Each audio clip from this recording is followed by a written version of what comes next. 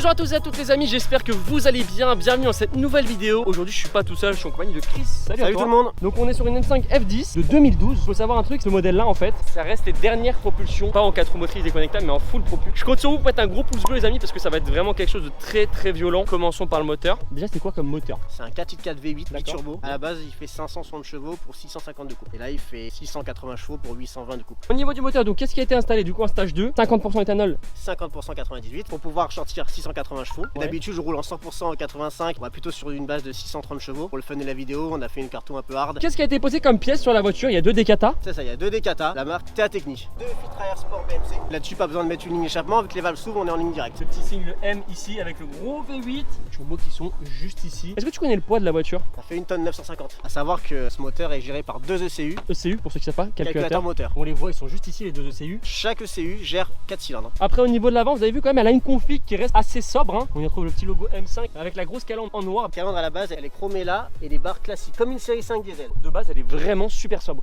Au niveau des jantes, c'est du 19 avec les jantes à bâton. Au niveau du freinage, du coup, qu'est-ce qu'on a là-dessus? On a un freinage BMW M Performance d'origine. C'est du 6 pistons à l'avant et du 4 à l'arrière. Ça reste suffisant pour toi? Pour ce que j'en fais, ouais. Après sur le côté on y retrouve le petit logo M5, les coques de rétro en noir et en bleu et à l'arrière, 19 sur du 295. La voiture a été rabaissée. Rabaissé en 25 mm et l'enregistreur de voix en 15 à l'avant et 12 à l'arrière. Après là on passe à la partie je pense qui est la plus violente de la voiture. Alors au niveau de l'arrière on y retrouve le petit logo BMW avec le logo M5, le petit béquet qui est couleur carrosserie, hein, très sympa, très sobre. Par contre quand tu descends, Le diffuseur carbone pas d'origine. c'est beaucoup plus joli avec le diffuseur carbone avec les grosses sorties d'échappement. C'est un échappement M-Perf de base? Non, pas sur M5. Il y avait le gros diffuseur avec les belles lames en carbone. Après on y retrouve les longs feux, c'est les feux tu m'as dit des séries 5 Série 5 classique. La seule chose qui va changer c'est aussi la largeur de la caisse. T'as des clapets sur l'échappement? Il y a des clapets qui se gèrent à la pédale. Bon après vous avez vu hein, la config est très sympa. Après au niveau du coffre c'est vraiment très spacieux par contre hein. Ah bah c'est familial hein. Au niveau de l'intérieur les amis, on y retrouve des sièges confort en cuir blanc. Sur les ouvertures de porte le petit logo M5. Voilà c'est très épuré. Là on y retrouve un peu d'alu brossé. Au niveau des enceintes c'est quoi là ce nom? Carbone carbone. Le son est excellent. On y retrouve les volants, du coup c'est ancien celui-là. Les palettes en plastique et alu.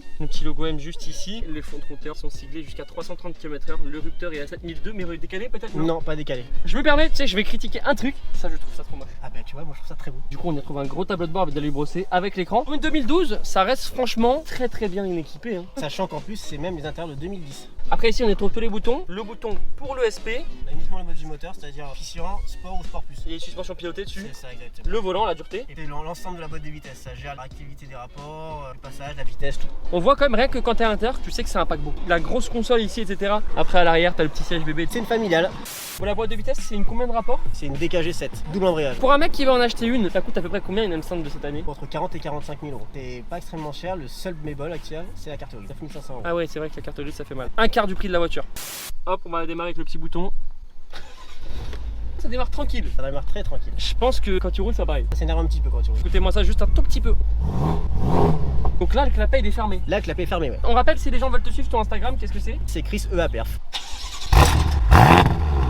On vous montrera pas plus, je vous donne rendez-vous dans 2 secondes.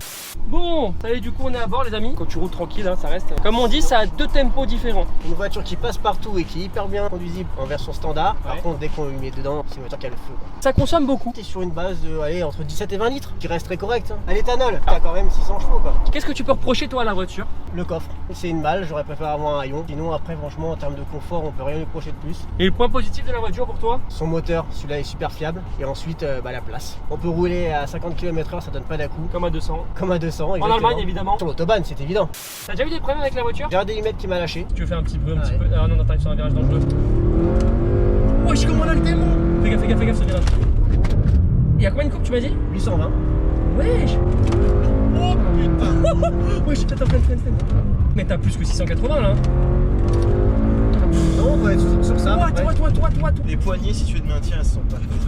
Et là, on n'est pas en mode sport ni rien que ça. Qu'est-ce que ça va changer en mode sport? Ça change le ravin en fait, si tu veux, il est plus près. La vache. Là, on va enlever le SP totalement. D'accord, donc là je vais serrer ma ceinture totalement aussi. Ouais. Ah ouais, non, d'accord, doucement. Tu veux pas garder le SP dans les courbes?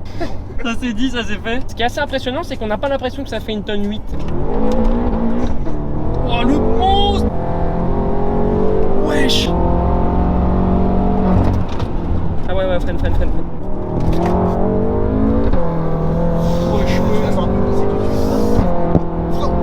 doucement, doucement, doucement, doucement. En passager, quand tu sais que dans ta tête t'as une propu, dans les virages, vas-y Ah ouais, doucement. c'est ça, tu te dis non, il va pas y arriver. Oh putain, c'est n'importe quoi. Putain. Ça tourne fort. Ouais, ça tourne fort, vraiment, vraiment. Ah, freine.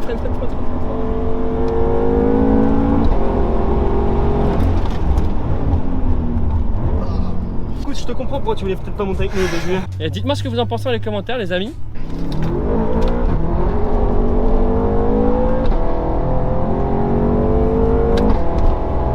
Moi, ce qui m'impressionne, la motricité.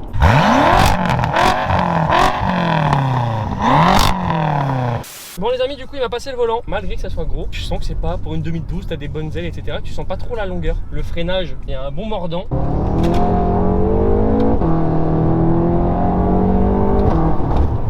On entend le petit crackle derrière. Ouais, il est bon. Il est très léger.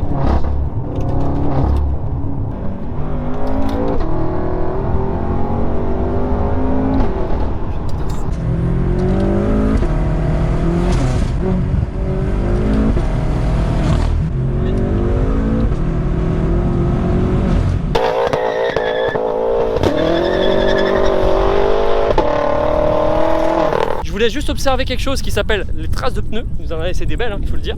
Regardez ce qu'il nous a laissé au sol, les amis, au niveau des traces de pneus.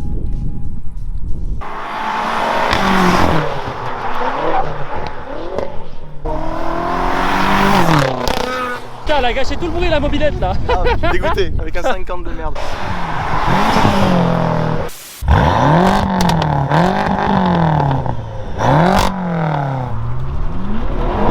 Oh putain.